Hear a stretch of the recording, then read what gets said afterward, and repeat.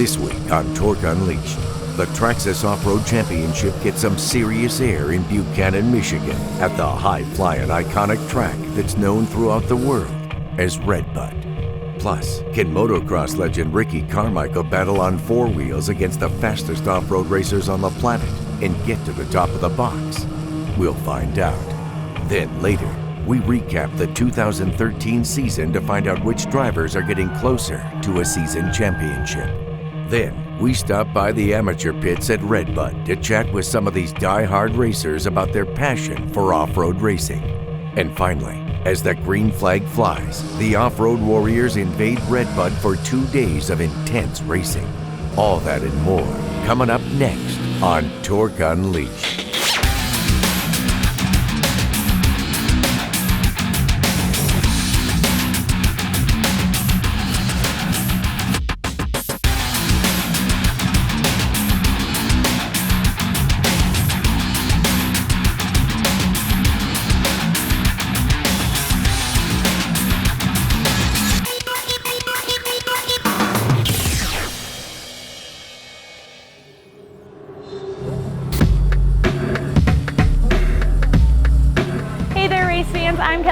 And welcome to another episode of TORC Unleashed. This weekend we're here in Buchanan, Michigan, home to one very legendary motocross track. During the 2013 season, these racers have faced almost every type of track. But this weekend they'll face a course like they've never faced before, known around the world as one of the most legendary tracks, the one, the only, REDBUD. This weekend here we're in Buchanan, Michigan at the famous motocross track REDBUD. We come from Crandon, which is on the gas all the time, and then you come to Chicago, where it's like kind of an in-between. You know, you still pretty high speed, but it's still tight and technical. And then you come here, and it's the full opposite of Crandon. This is a grueling track. We have to be on the edge of out of control. It's similar to a Chicago in the fact that it's very technical, tight turns. It's better than the oval tracks because you've got elevation change and you're kind of flying through the trees. That's exciting. This track is real narrow, and if you run off the track, now you got to watch out. You got to make sure you have a good bumper because now we got all these landmines, all these trees parked everywhere. They don't want the bark knocked off them. You know, we're in Michigan. There could be a lot of tree huggers, so I don't know.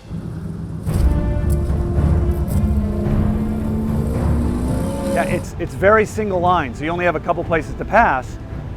That's number one. But the bigger issue, when you have so narrow and single line, you get these massive ruts. It's tight. It's like one lane. To get by somebody, you kind of have to push them out of the way. You're going to try to fit 2 or 3 trucks coming into a corner, so you're going to have to push and shove your way right through there. You can't get by them based upon having a better equipment and being quicker than them. It has to be a combination of luck, skill, and waiting for the other person to make a mistake. The elevation change is one of the greatest that we've been on. It's just straight up, straight down. The elevation change makes it difficult because if you're coming downhill, well, now you've got the weight of your vehicle, plus you've got a hole at the bottom that's been dug out, and you have to negotiate all those things. We have the one where we're dropping down off in a big hole. When you're at the bottom, you're bottoming the truck out. You're coming down, you're coming off a hard sweeper, you got that downhill, and you basically just stand on your rear brakes. You've got all your momentum going downhill, and it turns to go straight up, and you're launching off that ski jump. It's a step-up jump, and we've got to be flying 100, 125 feet easily. Get the car in position and just gas it, and you got to do the exact same thing around, whip it around that corner. If you don't whip it around, you're in the K-rail. We have quite a bit of attrition with people braking, rolling over. You've got different dirt out there. You've got some areas that are so slippery, there's zero traction. You've got deep dirt like loam, which kind of sucks you in. So it definitely favors the people that are in shape. I'm a motocross guy. This is a true motocross track. It kind of, for me, the way the dirt sets up, the way it does everything, it's kind of like riding a bike. So I've really enjoyed riding here. This weekend in REDBUD, I get to pit with the greatest of all time, Ricky Carmichael. Yeah, it's pretty cool. Ricky Carmichael came out. You know, he's raced here many times on motocross, and I've watched him almost my whole life, you know, watching him race and stuff. He's really fast. Yeah, I'm glad to be here this weekend. REDBUD, one of my favorite tracks on two wheels, that is. Making my pro debut in the TORC off-road truck series. He definitely knows probably the dirt the best here, more than any of us here. You know, he's raced here for years, but I mean, it takes a while to get into a truck and be fast. It's different. It really is different. Same dirt, but just it's different. So many things happening. 2 more wheels. He's caught on fast. He's only 2 seconds off the leaders. I just hope the fans have a good time. That's what it's all about. It's cool. The whole track's on kind of the side of a hill, and spectator-wise, it's really good. It's an honor for us as truck drivers for him to actually want to come out here and race a truck just like us. You know, it's like really cool. He didn't qualify the greatest what he wanted to, but he's going to catch on fast in this race, and he's a born racer, so he'll catch on fast.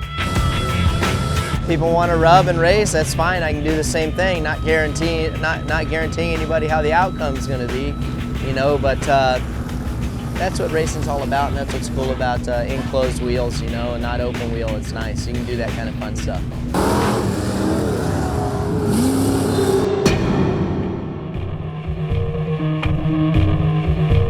Next on TORC Unleashed, we recap the 2013 season so far to find out which racers are closing in on an overall championship. Then later, we get to the heart and soul of off-road racing with the amateur drivers here in REDBUD. And finally, an army of drivers invade REDBUD for a high-flying slugfest that's not to be missed. That's all coming up on TORC Unleashed.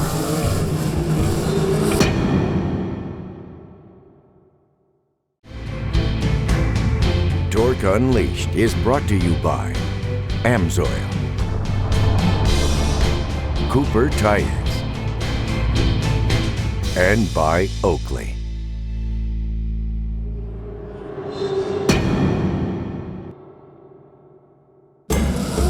Hi, I'm Kelly Snyder, and welcome back to TORC Unleashed. With half the season already in the books, the pressure is really starting to add up on the drivers in the quest to clinch a championship. So let's take a look back at this season so far and see who's in the point standings for this championship hunt. At the beginning of the season, returning Pro Light champion Brad Lovell prepared to defend his title against an onslaught of hungry drivers. 2 in particular were number 7 Keegan Kincaid and number 33 CJ Greaves. Dodge City, CJ Greaves battled to secure a second-place finish in round 1, only to jump to the top of the box during the second round at Dodge City. Round 3, Eldora Speedway. During the muddy slugfest of racing, sophomore driver Keegan Kincaid pushed out front and took the checkered flag, putting him closer to Greaves' lead in the overall points. Round 5, Bark River. Kincaid and Greaves battled through every turn, but at the finish line, CJ Greaves took home the victory, followed by Kincaid in second and last year's champion Brad Lovell in third. Round 7, Crandon International Off-Road Raceway. Kincaid led the pack through 8 laps of high-speed race action. Lovell struggled in second to try to catch Kincaid's monster lead. Meanwhile, CJ Greaves struggled with engine troubles and was forced to back out of the race. At the checkered flag, Keegan Kincaid took home the win, followed by Brad Lovell in second. Round 9, Chicagoland Speedway. Returning champion Brad Lovell finally got a break and surged to the head of the pack, giving last year's champion his first victory in the 2013 season. With 6 rounds remaining, the slightest error from any one of these Pro Light drivers could very easily cost them the championship.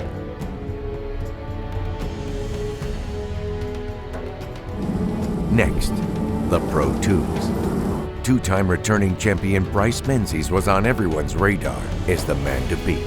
That would later turn out to be true after Menzies captured a win in the first round at Dodge City, as well as a second-place finish in the second round. Menzies' greatest threat to a three-peat would come in the form of number 21, Rob McCachran. McCachran and Menzies would continue swapping first and second place throughout each stop on the Traxxas Off-Road Championship. During round 5, an early accident for McCachran would spell bad luck for the driver. But after the restart, McCachran surged ahead and passed both Menzies and CJ Greaves for the win. Throughout the season, 2 other drivers would jump into the fray and give both Menzies and McCachran a run for their money. Number 33, CJ Greaves, and number 7, Jeff Kincaid. As the Pro 2s roll into REDBUD, Only a few points separate McEachran and Menzies for the 2013 championship. Who will take the top spot? Only time will tell. Finally, the Pro 4s. Ricky Johnson's teammate, Pro 2 driver Bryce Menzies, wasn't the only driver attempting a three-peat championship. And Ricky Johnson's dominance was displayed for all to see during round 1 at Dodge City. But soon, Johnson would come to realize that number 22, Johnny Greaves, was coming for blood, as well as claiming the 2013 championship title for himself. Round after round, Johnson and Greaves traded victories in Dodge City, Eldora Speedway, and Bark River. But then, during round 7, a new opponent rolled onto the track and stole both Johnson and Greaves' thunder. Number 25, Mark Jenkins. Jenkins would soon capture back-to-back victories in both Bark River and Crandon International Speedway. Lucky for Greaves, a win during the second day at Crandon put him back in good standing for a possible championship.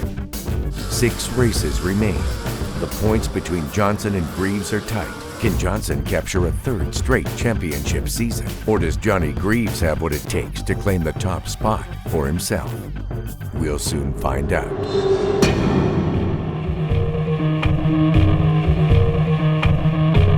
Coming up, we chat with the amateur drivers that put the blood, sweat, and tears into off-road racing.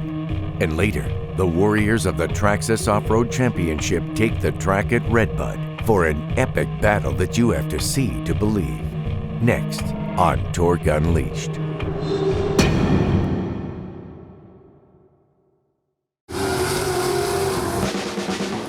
Hi, I'm Kelly Snyder, and welcome back to TORC Unleashed.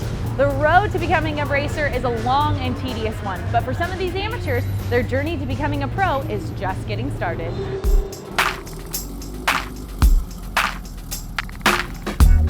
I race a 1600 light buggy. My class is four-wheel drive trucks. This is the upper class in the Sportsman Series, the Super Truck, formerly the limited two-wheel drive class. I race in the 1600 buggy.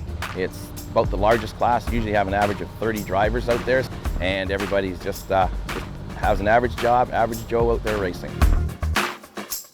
Ever since I was a kid, I always liked the dune buggies in the backyard, and I had friends that had raced buggies, and I said, someday I'm going to do that. And after I got out of motocross, I said, now's the time. So I looked for a car and got one and put it together, and here I am. I started racing when I was 13. It's me, my girlfriend, my buddy came down, you know, we got everything set up, and then the old man got off work, comes down. I have to give hats off to my son. He was the one that got us registered for this weekend. The average person can afford to come out and race and won't hurt your budget too much. By myself, I'm retired, fairly one of the oldest drivers I guess in the class. I raced 30 years ago, and then we had children and mortgages and that, so we finally came back. This is my first year. They thought I was a little too old, but they see now that there's no problem. It's a real juggling act. You know, I work 50 hours a week steady, and luckily my boss cooperates when I need a little time off here and there. Finding time to, you know, do everything else you need to do, you know, around home, and then getting out here wrenching on this thing, you know, getting it prepared, ready. It's a little better, you know, struggle.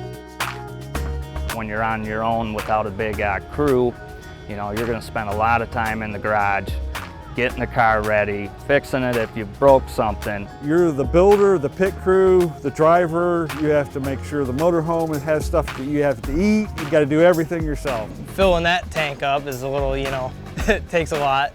Generator running all weekend, keeping the fridge cold and all that.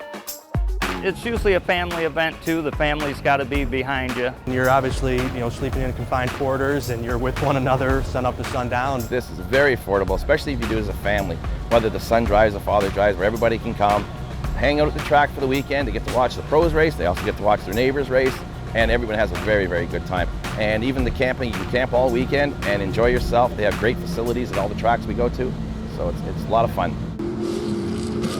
This only has a 6-cylinder in it. All the ones you're going to see out there, other than this one today, will have V8s in them. So you're probably going to see me run at the back of the pack, but I'm out there to have fun.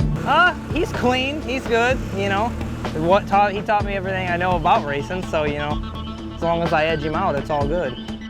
What we run is a detuned Pro two-wheel drive truck. So the truck, it's a spec chassis, same suspension as the pros run. The only thing that we're limited to is the motor size and the motor horsepower.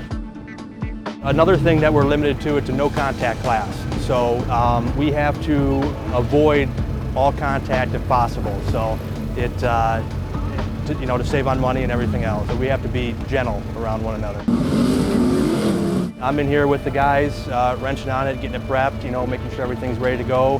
Yeah, we got one motor, set of good tires, and that's about it. So if something breaks, we're either up all night trying to fix it, and if not, it's done for the weekend.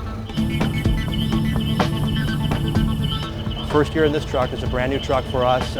It's a blast. This is the first year that we've been in the Traxxas TORC series. It's a lot of fun to be out there when you're in the car and you got cars around you and everybody's battling for the next corner and going over jumps side by side. It's a thrill. I just love off-road. I just love the thrill of going over a jump and looking out through the window and seeing other vehicles in the air with you. Just the thrill. It's the thrill. It's like when you get old, this is the ultimate dream. This is vacation. This is it.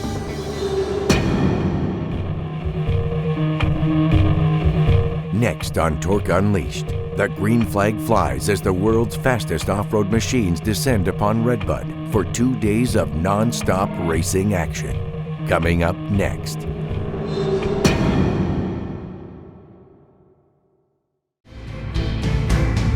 TORC Unleashed is brought to you by Traxxas, BF Goodrich,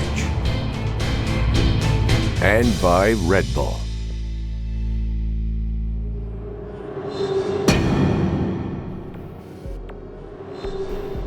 Welcome back to TORC Unleashed. I'm your host, Kelly Snyder. Well, the track is set and the racers are ready. There's only one thing left to say. Gentlemen, start your engines.